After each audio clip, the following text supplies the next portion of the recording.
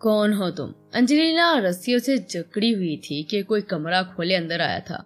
कमरे में अंधेरा होने के बायस वो आने वालों को देख ना पाई थी, पर बाहर से आती छनकर रोशनी कमरे में दाखिल होने से कोई वजूद नजर आया था जो कदमों की धमक छोड़ता स्विच बोर्ड की जाना बढ़ा था। सेकंड में कमरा रोशनी में नहा गया था।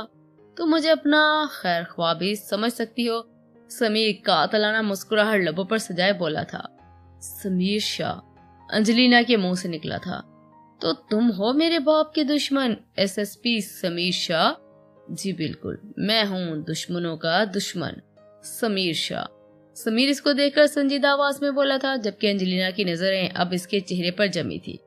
इसके बाप ने इसको तस्वीर दिखाई थी, तब से वो इसको देखती रह गई थी, जो पुलिस यूनिफॉर्म में एक गाड़ी से टेक लगाए खड़ा अपनी टीम से कोई बात कर रहा था। अब अपने सामने देख रही थी तो वो तस्वीर से भी ज्यादा प्यारा और हैंडसम लग रहा था। तुम प्यारे हो पर अफसोस कि मेरे दुश्मन हो, अंजलिना मद से बोली थी। और तुम इंतहाई बदसूरत लड़की हो, ऊपर से मेरी दुश्मन की बेटी हो। समीर हाथ में पिस्टल पकड़कर इसी के अंदाज में बोला था। तुम समझ तो गई होगी ना मेरे यहाँ आने का मकसद। अब बिना किसी देरी के अपना बयान रिकॉर्ड करवाओ। समीर ने कहते ही बाहर की जानब खड़ी सख्त आसरा सजाए कांस्टेबल को इशारा किया था, जो सर हिलाते अंजलिना के पीछे जा खड़ी हुई थी। अगर ना बताया तो एसएसपी साहब, तो तुम हमारे किसी काम की नहीं हो। ऐसे तुम्हारे बाप का सर कुचलने के लिए इतनी इन्फॉर्मेशन हमारे पास मौजूद है। तुम्हें तो बस एक मौका दिया है यहाँ से बचकर जाने का, पर शायद तुम्हें यहाँ की कैद पसंद आ गई है। ऐसा? जबकि अंजलिना इसको खूनखार नजरों से घूर रही थी। अब बताओ। कभी नहीं। ओके, कहते समीर ने गोली इसके पांव पर चलाई थी, पर निशाना फर्श था। अंजलिना यकदम घबरा उठी थी। स्कीना? जी सर, इससे इसके गलीज बाप और खबीस मामू के मतलब सारी इन्फॉर्मेशन लो। ना बोले तो इसकी खाता तवाजा करो अच्छे से। अगर मुंह खोले तो ठीक, वरना तुम्हें इजाजत है इसे खत्म कर देना। लाश इसके बाप को बतौर खास तोहफा भिजवा देना। समीर कहता एक आखिरी काटदार नजर अंजलिना के धुआं धुआं हुए चेहरे पर डालकर वहां से निकलता चला गया। अब इसे एक और खास काम करना था। अख्तर कहाँ है? बुलाओ इससे। बॉस, वो तो अभी तक नहीं आया। इसका आदमी सर झुकाए बोला। क्या मतलब? अभी तक तो उसे आ जाना चाहिए था। फोन करो इसे।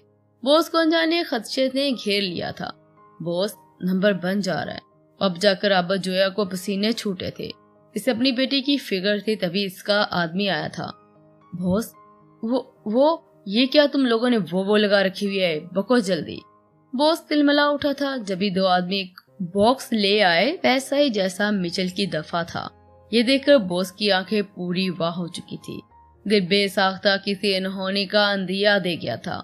बॉस को देर नहीं लगी जानने में कि इसमें कौन है, पर फिर भी वो अपने शक को मात देना चाहता था। तभी आगे बढ़कर कांपते हाथों से डब्बा चाक किया। जैसे नजर अंदर गई, वो 2 कदम पीछे हुआ था, गिरने के अंदाज में सोफे पर ढह गया था।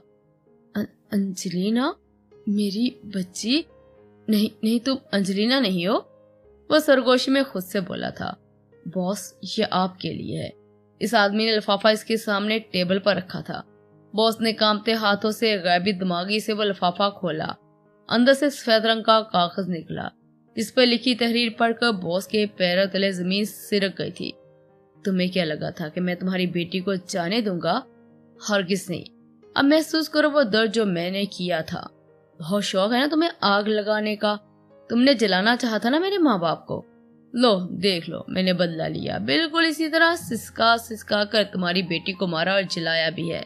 तुम्हारी बेटी तुम्हारे जुल्म की भेंट चढ़ गई, पर अभी मेरा बदला खत्म नहीं हुआ। मेरा इंतजार करो। मैं दुश्मनी सूद समेत निभाने वाला बंदा हूँ। तुम्हारा दुश्मन समीर शाह। बॉस अबारत पढ़कर पागल सा हो गया था। वो पागलों की तरह इस डब्बे की जाना बढ़ा था, जहाँ जली हुई लाश किसी सफेद कपड़े में बंधी हुई थी कि कोई भी देखता तो खौफ से रोंगटे खड़े हो जाते। अंजलिना, मेरी बच्ची। बॉस के आहोबका सिसकना जारी था। सरिश, कहाँ हो तुम?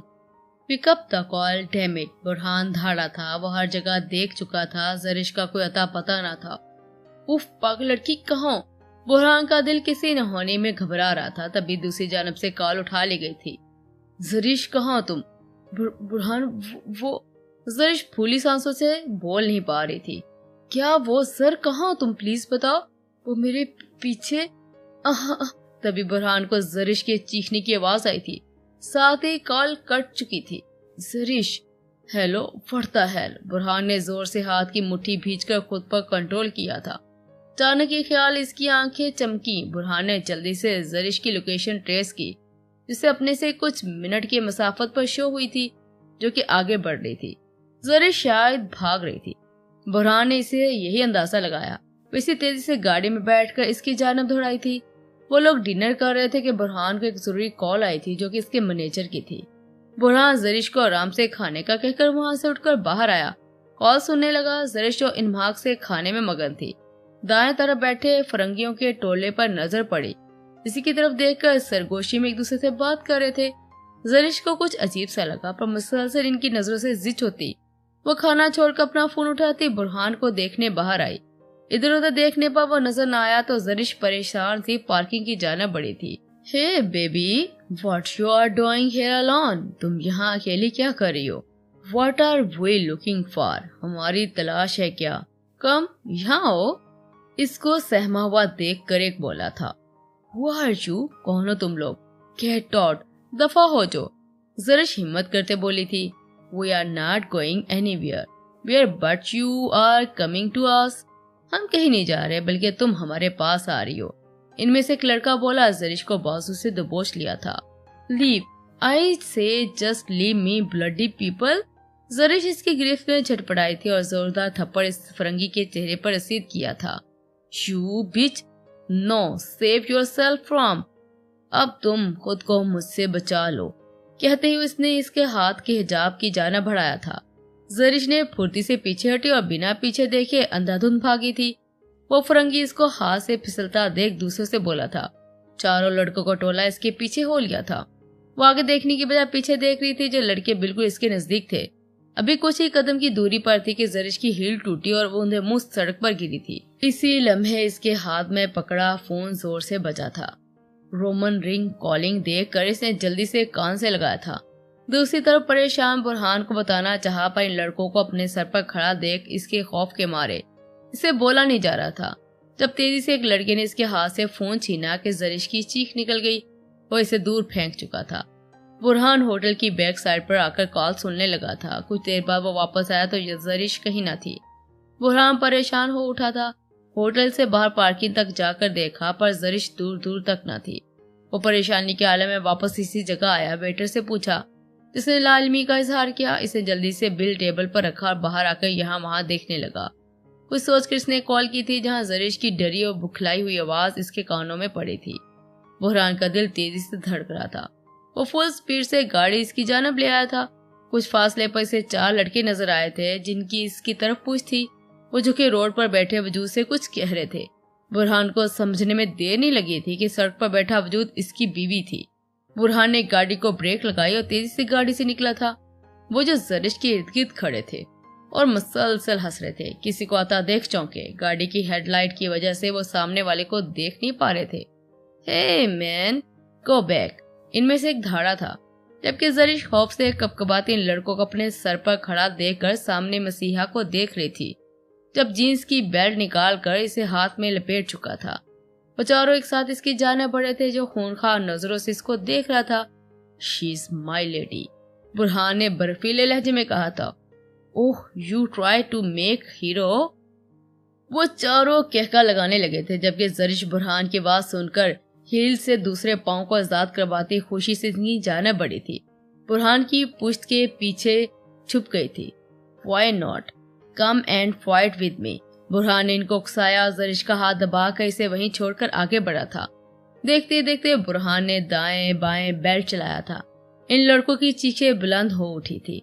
वो लड़ाई कुछ खास जानता नहीं था, पर अपने दफा के लिए वो बुरहान को मारने के लिए आगे बढ़ते ही पर इससे पड़ने वाला बेल्ट चाबक की तरह इनको लगता था।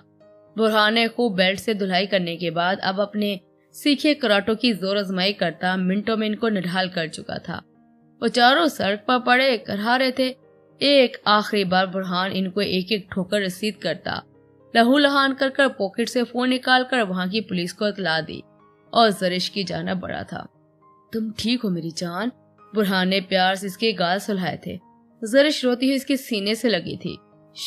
बस कुछ नहीं हुआ, ये बताओ तुम ठीक हो ना? बुरहान इसे सीने में भीजे प्यार से पूछ रहा था।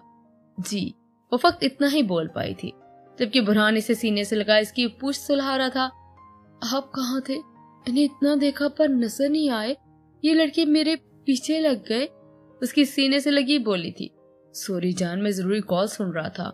यूं ही चलते चलते बैक साइड पर चला गया। मुझे बिल्कुल अंदाजा नहीं था कि तुम मेरे पीछे आओगी। बुरहान ने इसका चेहरा हाथों को प्यालों में थामकर लबों से इसके आंसू चुने थे। मैं तो खाना खा रही थी, पर ये लड़के मुझे देखकर आपस में कुछ बात कर रहे थे, इसलिए मैं आपके पीछे बाहर आई। वो सफाई देती बोली। बस अब नहीं रोना। बुरहान के इन फरंगियों पर इंतहा का गुस्सा था, पर यहाँ का कानून भी वो जानता था। जब भी दिल खोल कर इन्हें मारा, पर जान से नहीं मारा था। कुछ ही देर में पुलिस पहुंच चुकी थी। बुरहान ने सब बताया। वो जरिश को लेकर गाड़ी में आया। जरिश का सर अपने बाजू से लगाकर गाड़ी ड्राइववे पर ही डाल दी थी। रात का न जाने कौन सा पहर था जब इसे अपने ऊपर वजन का एहसास हुआ। जान तो तब निकली जब अपनी गर्दन गर्म सांसों से सुलगती हुई महसूस हुई थी। जरिश ने फौरन से आंखें खोली थी, पर अपने ऊपर झुके वजूद को देख इसकी रीढ़ की हड्डी में सनसनाहट दौड़ी थी। मुकाबल को जब इसके जागने का इल्म हुआ तो इसकी गिरफ्त में शिद्दत दर आई थी। वो जरिश को खुद में भीजे दीवाना वार इसकी गर्दन पर लम्स छोड़ता। इसके 14 तबक रोशन कर गया था। जीरो बल्ब की रोशनी में वो पूरी आंखें खोले अपने ऊपर झुके बुरहान को देख रही थी, जिसके हाथों की उंगलियों में अपनी उंगलियां फंसाए इसके ऊपर मुकम्मल छाया हुआ था। जरिश का दिल पसलियां तोड़कर बाहर आ जाने को मचल रहा था।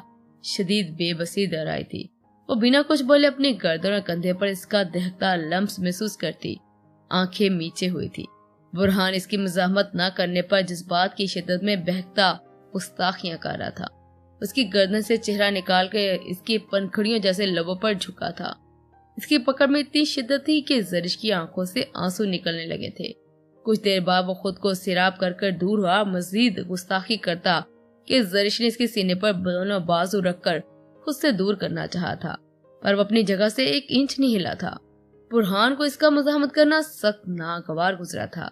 पर लब भीजे इसकी मज़ाहमत को बेकार बनाता खुद में कैद कर गया था। प्लीज सर छोड़े। जरिश रोती हुई सख्त मज़ाहमत करती बोली थी। क्यों? क्या तुम नहीं चाहते कि हमारे दरमियान मौजूद रिश्ता आगे बढ़े? क्या तुम इस रिश्ते की नज़ाकतों से वाकिफ नहीं होना चाहती? आज नहीं जरिश, मुझे मत रोको। मैं चाहता हूँ कि मैं तुम्हें मुकम्मल अपना लूं। तुम महसूस करो मुझे, हमारे दरमियान मौजूद मजबूत पकीज़ा रिश्ते को। बुरहान खमार-ओ-लूद आवाज में बोला था। इसकी नजरें जरिश के चेहरे का तवाफ कर रही थी। इस वक्त सब भूल गया था। इसने जरिश को अपनाने का फैसला कब से कर लिया था। आज इस पर अमल करने का सोच रहा था। वो जरिश के हुकूक की हक तलफी नहीं कर सकता था। कुछ इनके रिश्ते का असर भी था। जरिश पूरी तरह इसके दिल पर काबज हो चुकी थी। वो चाहकर भी अपनी ला हासिल मोहब्बत के बारे में नहीं सोच सकता था। इसे बस जरिश का एहसास था। मैं इस रिश्ते को आगे नहीं बढ़ाना चाहती। जरिश के अल्फाज बुरहान को हैरान कर गए थे। वो किस कदर तकलीफ से बोली थी वो जानती थी। ये बात ही इसकी जान ले रही थी कि वो सिर्फ बहक कर इसके करीब आया था। जबकि मोहब्बत वो किसी और से करता है तो कैसे वो अपना आप इसके हवाले कर देती जिसके दिल में कोई और बसा है। वजह वो तैश के आलम में धाड़ा था। जरिश इसके हिसार में डर कर इसके सीने में छुपने लगी थी। आप मुझे प्यार नहीं करते, मुंह मध्यम आवाज में बोलकर फूट फूट कर रो दी थी। ऐसा किसने कहा तुमसे? बुरहान अब पीछे हुआ था, उठकर बैठा था। सास जरिश को भी खींचकर अपने सीने से लगाया था। ये सब इतना अचानक हुआ कि जरिश बस देखती रह गई, जो अब इसको सीने से लगाए बात सुलहा रहा था। मैंने सुना था आप किसी और से प्यार करते हैं। एक साया सा बुरहान के चेहरे पर लहराया था। किससे सुना था? आपसे। आप किसी से कह रहे थे। जरिश ने इस रात की सुनी बातें इसकी गोशगवार कर दी थी। बुरहान ने लंबी सांस खींची थी। तो फिर से सुनना चाहोगी मैं किससे प्यार करता हूँ? जरिश ने इससे दूर होते ना में सर हिलाया था। वो कहाँ सुन सकती थी, कहाँ बर्दाश्त कर सकती थी। इसके आंसू पीती इसे मुमकिन हद तक फासला बनाया था।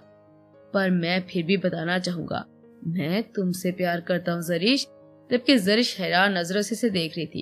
ये सच है कि मैं किसी और से मोहब्बत करता था, पर जब से मेरा तुमसे निकाह हुआ है, खुदा गवाह है मैंने इसके बारे में एक पल भी नहीं सोचा। सिर्फ तुम ही मेरी सोचों पर काबज रही हो। तुम्हारा मासूम चेहरा मुझे कुछ और ही सोचने नहीं देता। तुम्हें लेकर मैं काफी डिस्टर्ब रहा था। मुझे लगा मैं ज्यादती कर रहा हूँ। तुम्हें मुझसे बेहतर लाइफ पार्टनर मिल सकता था, क्योंकि इस वक्त मेरे दिल में सिर्फ वो अनजानी लड़की थी। और आहिस्ता आहिस्ता मुझे एहसास हो गया कि मैं तुम्हारे बगैर नहीं रह सकता। कभी तुम्हारी फिक्र में घुलता सोचता हूँ तो कभी तुम्हारा चेहरा छम से आंखों के पर्दे पर आकर मुझे तुम्हें सोचने पर मजबूर कर देता है। मैं जिससे मोहब्बत करता था, ये मैं जान गया था कि वो मेरी किस्मत में नहीं थी, पर जो मेरे पास है वो इस मोहब्बत से भी बढ़कर है जिसे अल्लाह ने मेरे लिए हलाल किया है। तुम मेरी महरम हो तो मैं क्यों इसको सोचूं जो मुझे मिल नहीं सकती। जिस तरह हमारा निकाह हुआ मुझे बिल्कुल भी इल्म ना था, वो सब मेरा वक्ती रिएक्शन था। इसमें तुम्हारा मेरा कोई कसूर नहीं है। हम दोनों ने ऐसे ही मिलना था और यही अल्लाह की रजा है। जरिश खामोशी से इसको सुन रही थी। क्या आप अब भी इस लड़की से मोहब्बत करते हैं? मैं नहीं जानता जरिश, मैं इतना जानता हूँ कि अब मेरी मोहब्बत सिर्फ और सिर्फ मेरी शरीक हयात है। मैं तुम्हें इतनी मोहब्बत, इतनी इज्जत, इतना प्यार देना चाहता हूँ जो मैंने अपनी बीवी के लिए महफूज रखा था। क्या मुझे इजाजत है? उसके झुके सर को देखकर इजाजत मांग रहा था। जरिश ने लरजती पलके उठाकर इसे देखा, फिर थोड़ा करीब होकर इसके सीने से लग गई थी। बुरहान खुलकर मुस्कुराया था, किसी मता जान की तरह खुद में भींच लिया था। इसे खुद से लगा इसके कान में सरगोशियां करता, इसकी रूह तक को मोतबर कर गया था। जरिश आज खुश थी, बहुत खुश कि वो अपने शोहर के दिल में अपना मकाम बना चुकी थी कि आज खुद बुरहान ने इससे इकरार किया था। जहां वो उदास थी अब खुश थी, बेइंतहा खुश थी। इसने बुरहान की पहली मोहब्बत के बारे में ना कोई सवाल पूछा, ना बुरा भला कहा था। वो इसका शोहर था, इसकी तरफ पूरे दिल से मुतवज्जा हो चुका था, तो वो इस मोहब्बत का नाम लेकर अपने शोहर की तरफ माइल नहीं करना चाहती थी। बुरहान के दिल और दिमाग पर काबज होकर अधूरी मोहब्बत को खत्म